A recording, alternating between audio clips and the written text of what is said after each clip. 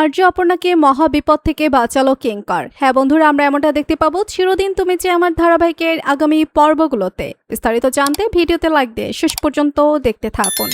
আর্যর বাইরে তার কাজ ছেড়ে অফিসে ফিরে এসেছে, যেটা অপর্ণা জানতো না। এবার অপর্ণা যখনই গেট দিয়ে ঢুকতে যাবে, রাজনন্দিনীর লেখা যে ব্যানারটা ছিল সেটা পুরো একদম অপর্ণার গায়ের উপর পড়তো, কিন্তু পড়েনি। কে বাঁচিয়েছে বলুন তো তাকে?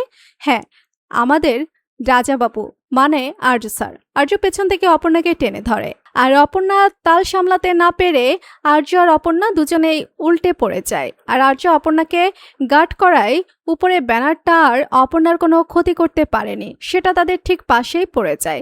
মানে আর্য অপর্ণাকে খুব বড় একটা বিপদের হাত থেকে বাঁচিয়ে ফেললো। আর অপর্ণা তো পুরো চমকে যায়, কারণ অপর্ণা মানে কোনোভাবেই বুঝতে পারেনি যে ব্যানারটা তার মাথার উপরে পড়ছিল। সে আর্যকে দেখে বলতে থাকে, আপনি আপনি কোথা থেকে এলেন স্যার? আমি তো আপনার জন্যই ওয়েট করছিলাম। আর অপর্ণা ছল ছল চোখে আর্যর দিকে তাকিয়ে থাকে, আর আর্যর চোখের চাহনি বলে দিচ্ছিল অপর্ণাকে যে, অপর্ণা আমি চলে এসেছি, তুমি আর কোনো চিন্তা করো না, আমি এবার থেকে তোমাকে সব সময় সব বিপদ থেকে আগলে রাখবো। তো বন্ধুরা, কি হতে পারে মীরার সাথে? তোমাদের কি মতামত লিখে জানিয়ে দাও কমেন্ট করে। পরবর্তী আপডেট সবার আগে পেতে সাবস্ক্রাইব করুন আমাদের চ্যানেলটি। ধন্যবাদ।